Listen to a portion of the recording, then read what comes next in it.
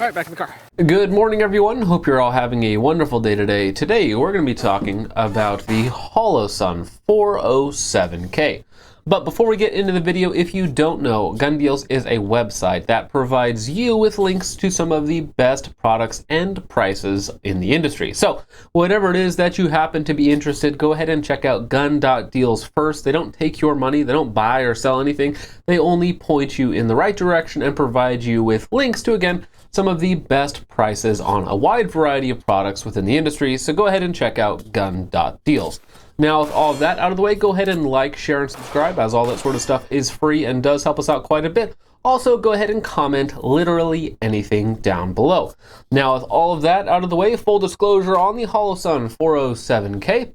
I have absolutely no relationship with Holosun whatsoever. I've contacted their customer service a couple of times, but that is about it. And I paid my own money for this optic. Now, I paid a dealer or wholesale price for it, so I did not pay full retail price for it, but I have no contact with the manufacturer. Again, I through a third-party wholesale website where I purchased the 407K. Now, getting into specifics on the 407K, as you can see, I have it mounted here to my Canik Meta SFT. This is cut for the smaller footprint of optics, so not the full RMR cut. And the 407K versions, the K version of both the 407, the 507, 508, I believe as well, those optics are the smaller footprint. They are slightly smaller than your 507Cs or your 407Cs, as you can probably tell. They have a slight bit of difference, maybe like 10 to 15% in the window, but they do fit on the smaller optic cuts. I believe the optic cut itself is Shield RMS or the RMR CC, I believe. I could be wrong about that,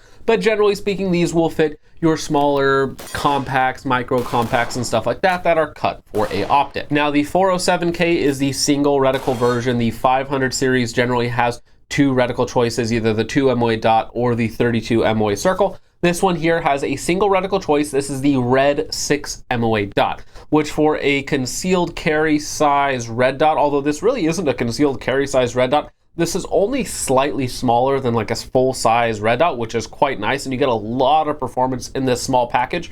The weight on this guy comes in at right at 1 ounce, 1.1 ounces, I believe. And the material choice on here is a very high quality 70-75, which is a lot nicer than the 60-61. It's about twice as strong as 60-61 and a lot stronger than some of the magnesium optics floating around as well. Certainly a lot stronger than the polymer optics as well. Now, on top of that, the 407K does still retain a side loading battery, which I believe it uses the smaller 1632 battery, which is still rated at a battery life of 50,000 hours on setting 6. Usually you're going to be a little bit higher than setting 6, but it's still going to provide you very good battery life. On top of that, they do have their auto on, auto off technology. So for all intents and purposes, now unless you carry this every single day, this battery is going to last you as long as that battery can actually hold charge, unless you actually carry it every day, at which point you're probably going to be getting like 20 to 30,000 hours of carrying and use time. The auto on, auto off is very good. If you look at it from the front while it's at rest for, however long it takes, whether that's 2, 5, or 10 minutes, I forget exactly how long it is before it shuts off, but you can tell that it's off.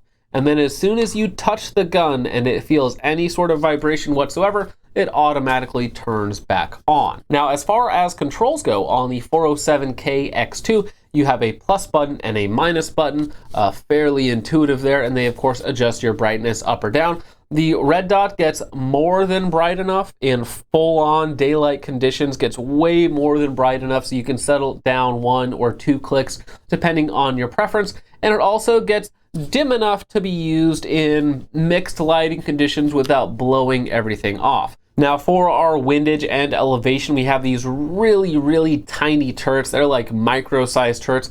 You basically need something, a very, very small flathead to get in there and adjust it, which is still better than some of those micro Allen keys that some optics are shipping with, because in theory, you could maybe get like a fingernail or a tip of a bullet in there to turn it just a little bit if you had to do something out on the field and you didn't have a tool on you.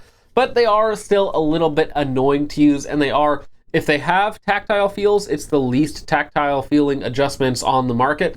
But at this point in the review, we have several hundred rounds of live fire, plus of course a lot of dry fire racking off the optic almost exclusively. as well as carrying this optic quite a bit. Not quite EDC, but I do carry this gun every now and again depending on what I am doing, and I have not had any issues with point of impact shift. Taking shots at longer ranges has not been a problem whatsoever. So while the adjustments might be a little bit annoying, they are definitely kind of a set and forget it.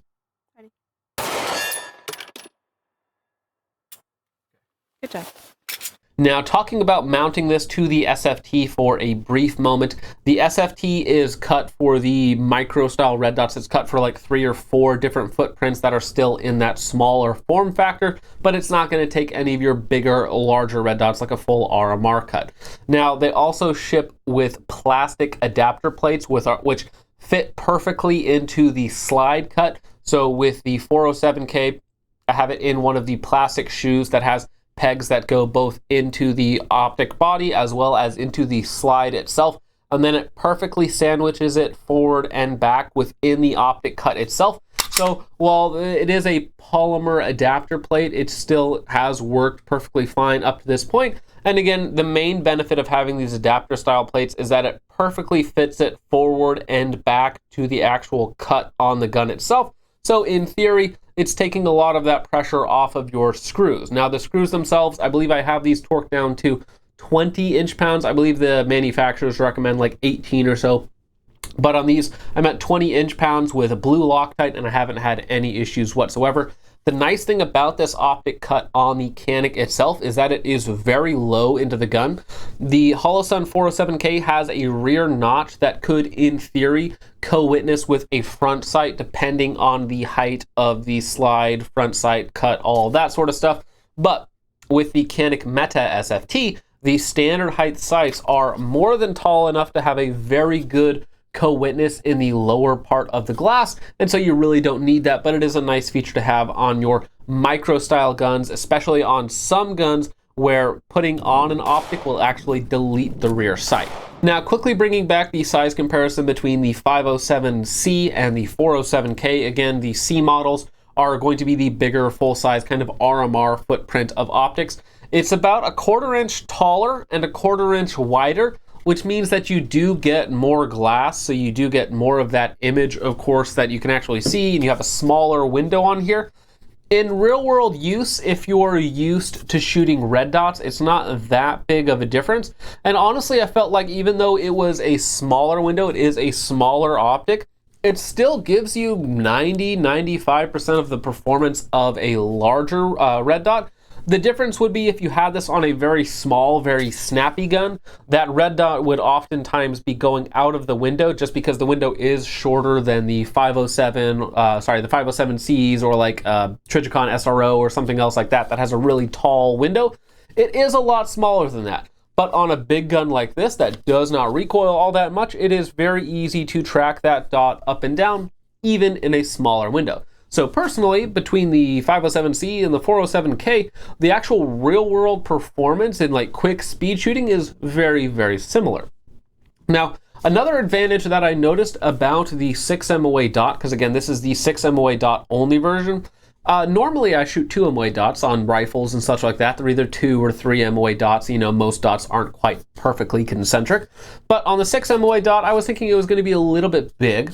But something that I did find is that while it is large, it's not imprecise by any means, and you could certainly take shots with this with man-sized targets out to probably 200 yards if you had the skills to back that up, of course. But even at, say, 100 yards or much closer, I found that it was a good blend of speed and accuracy. You can still put shots exactly where you want them, and only in the most blown out of conditions where you have the red dot just way too high for your environment would it really ever become an issue in terms of its size. Now, another side benefit of that, if I came from the inside and then was outside doing something and just did a play draw or so, even if I had it set 3 or 4 settings too low, because the dot is so much bigger than your standard 2 MOA dot in terms of actual surface area on your glass, I found that even at way lower brightness levels, it was still visible just because of how large it was. Now, 6 MOA is still not huge, but again, in comparison to a 2 MOA dot, it's about, what, 9 times the surface area or so, if my math is correct on that.